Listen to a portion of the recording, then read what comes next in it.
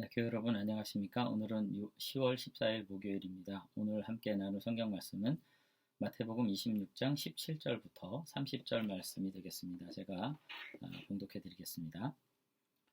무교절의 첫날에 제자들이 예수께 나와서 이르되 유월절 음식 잡수실 것을 우리가 어디서 준비하기를 원하시나이까?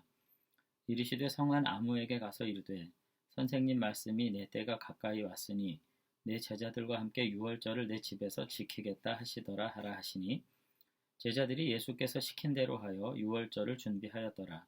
저물 때에 예수께서 12제자와 함께 앉으셨더니 그들이 먹을 때에 이르시되 내가 진실로 너희에게 이르노니 너희 중에 한 사람이 나를 팔리라 하시니 그들이 몹시 근심하여 각각 여짜오되 주여 나는 아니지요. 대답하여 이르시되 나와 함께 그릇에 손을 넣는 그가 나를 팔리라. 인자는 자기에 대하여 기록된 대로 가거니와 인자를 파는 그 사람에게는 화가 있으리로다. 그 사람은 차라리 태어나지 아니하였더라면 제게 좋을 뻔하였느니라. 예수를 파는 유다가 대답하여 이르되 라비어 나는 아니지요. 대답하시되 내가 말하였도다 하시니라. 그들이 먹을 때에 예수께서 떡을 가지사 축복하시고 떼어 제자들에게 주시며 이르시되 받아서 먹으라 이것은 내 몸이니라 하시고 또 잔을 가지사 감사기도 하시고 그들에게 주시며 이르시되 너희가 다 이것을 마시라. 이것은 죄사함을 얻게 하려고 많은 사람을 위하여 흘리는 바 나의 피 곧 언약의 피니라. 그러나 너희에게 이르노니 내가 포도나무에서 난 것을 이제부터 내 아버지의 나라에서 새 것으로 너희와 함께 마시는 날까지 마시지 아니하리라 하시니라. 이에 그들이 찬미하고 감람산으로 나아가니라. 아멘.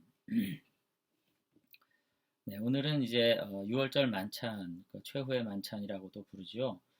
늘 드신 예수님의 이야기가 이제 이어지고 있는 것을 볼 수 있습니다.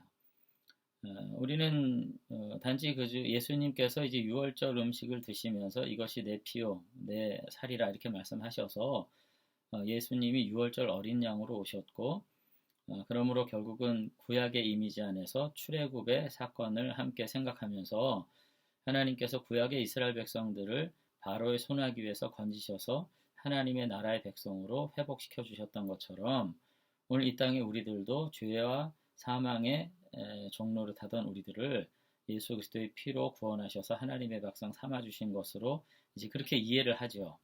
물론 맞습니다. 근데 이제 그와 같은 이해에 덧붙여서 우리가 마태복음 26장의 맥락 안에서 예수님께서 왜 이와 같이 유월절 식사를 하셨는지를 한 가지를 더 좀 생각했으면 좋겠어요.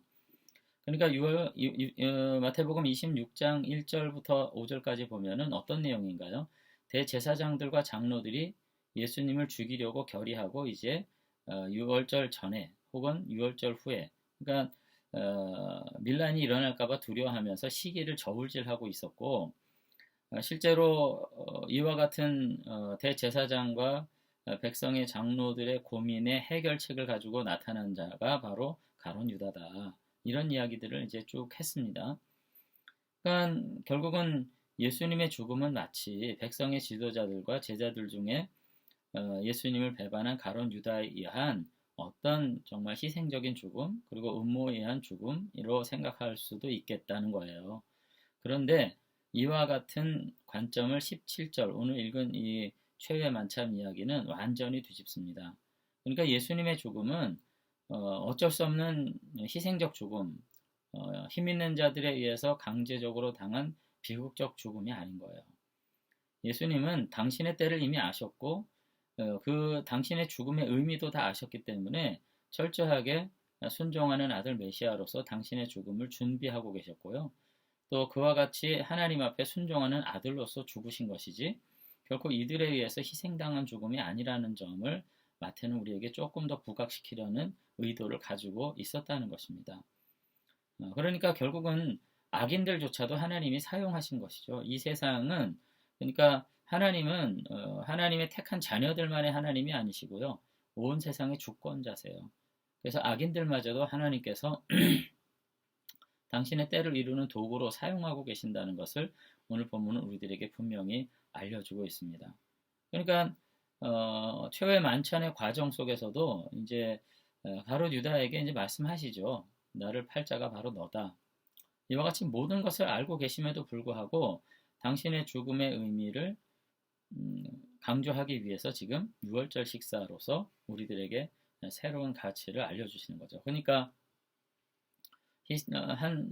하나님께서 우리를 위해서 우리 인간의 구원을 위해서 대속의 죽음으로써 구원을 이루시는 분으로 예수님을 그릴 뿐만 아니라 이 모든 것들은 의도적으로 뭐 악인들의 의도로 이루어진 것이 아니라 당신의 주도적인 순종, 자발적인 순종으로서 이루어지는 죽음이다 하는 것을 지금 매우 강조를 하고 있습니다.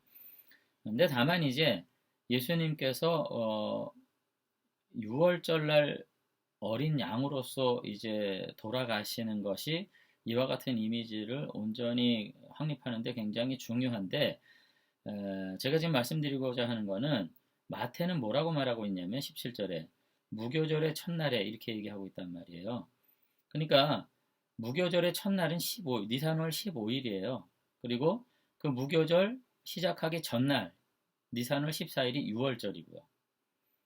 그러니까 14일 날 양을 잡는 날이고 15절부터는 이제 무교절이라서 쓴 나물과 누룩이 없는 떡을 일주일간 먹는 이 축제란 말이에요.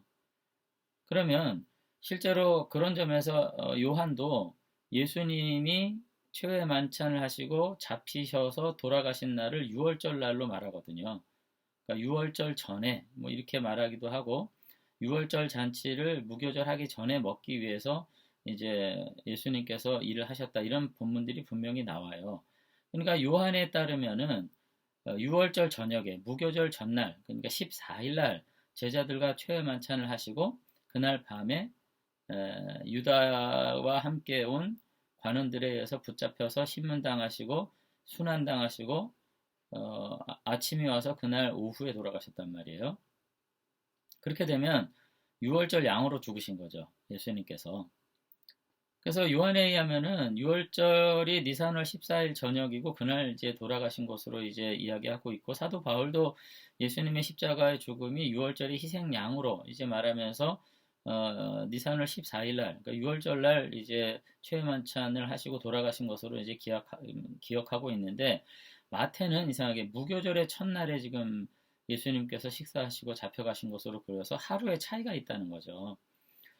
그런데 이제 이거 왜 그러냐? 이제 우리가 그래서 성경을 서로 이게 뭐가 착오가 있냐 이렇게 하는데 그것은 아니고요. 당시 유대인들이 6월절 그러니까 6월절과 무교절이 연결돼 있잖아요.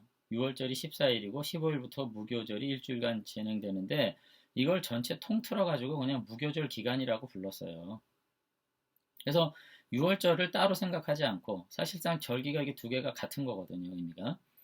그래서 6월절까지도 무교절로 포함시켜서 생각해서 마태는 지금 무교절의 첫날이라는 표현은 바로 6월절이라는 뜻입니다. 그러니까 칭호는 달랐지만 같은 날 지금 예수님의 최후의 만찬과 체포 그리고 죽음이 같은 날 이루어진 거죠.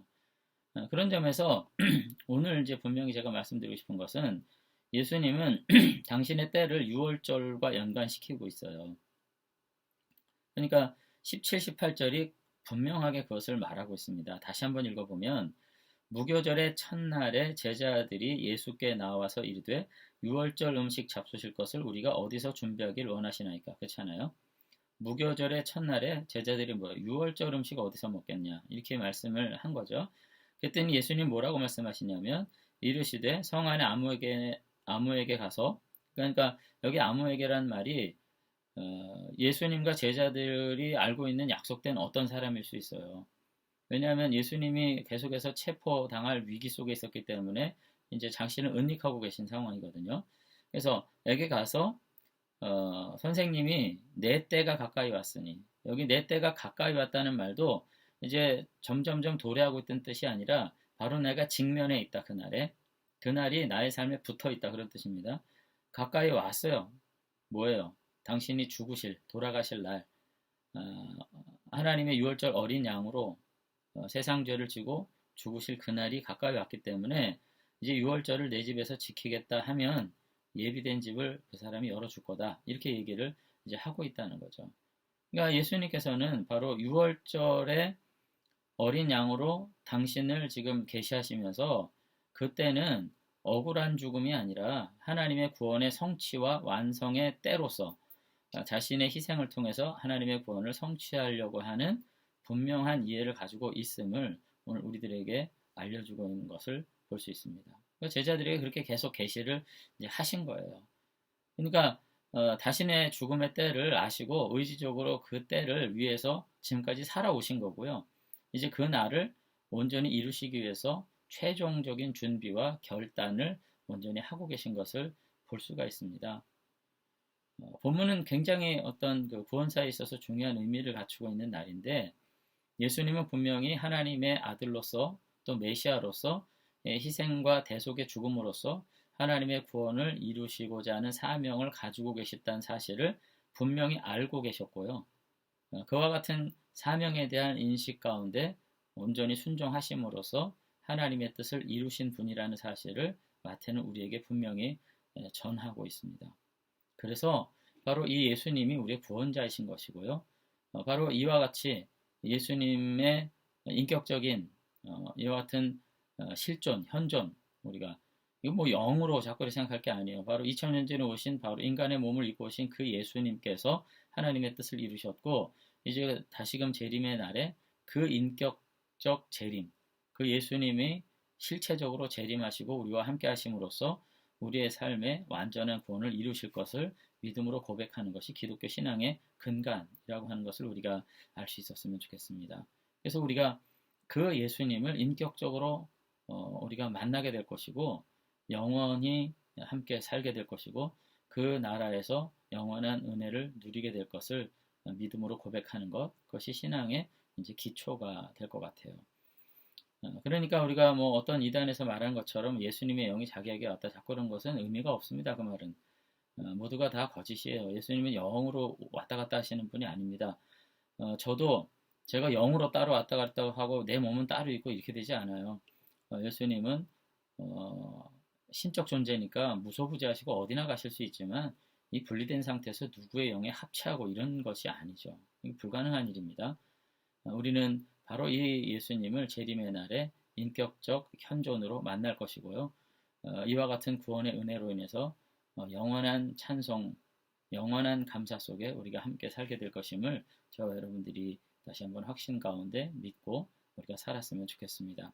그런데 뭐 덧붙여서 한 가지 더 말씀드린다면, 어쨌든 예수님께서는 사명을 아셨기 때문에 그 사명을 이루시기 위해서 고난을 회피하지 않으셨다는 점 우리가 생각했으면 좋겠습니다. 정말로 복된 삶은 고난을 면하고 면제받고 회피하는 삶, 그리고 더 나아서 고난은커녕 이 땅에서 먹고 마시고 복락을 누리는 삶에 있는 것이 아니라 사명을 감당하기 위해서 내 삶의 모든 여건들마저도 온전히 순종할 수 있는 삶, 그것이 복된 삶이죠. 네, 값진 삶이고요. 그렇기 때문에 우리가 다시 한번 우리의 생애 목표를 다시 한번 깊이 생각해 볼 수 있었으면 좋겠습니다. 우리가 현실의 고난을 면하고 근심을 면하고 더 나아가서는 윤택하고 복된 삶을 살아가는 것이 최종 목표인가? 아니면 하나님께서 내게 주신 사명을 가정 안에서, 교회에서, 일터에서 또 하나님의 나라를 살아가면서 온전히 이뤄가기 위해서 때로는 희생을 아끼지 않는 삶을 사는 것이 정말로 복된 것인가? 우리가 다시 한번 생각하면서 우리의 삶에도 정말 예수님과 같은 결정적인 때가 있다는 것 우리가 다시 한번 이해하면서 그 때를 위해 준비하고 그 때에 합당한 제자들로서 살아갈 수 있었으면 좋겠습니다. 그래서 저도 가정 안에서 저의 때가 있을 것이고요. 교회에서도 아마도 저의 때가 있을 것입니다. 또 한평생 살아가면서 제 인생에서 하나님과 저 사이에 정말 감당해야 될 가장 중요한 결정적인 때, 카이로스로서의 시간이 있을 거예요.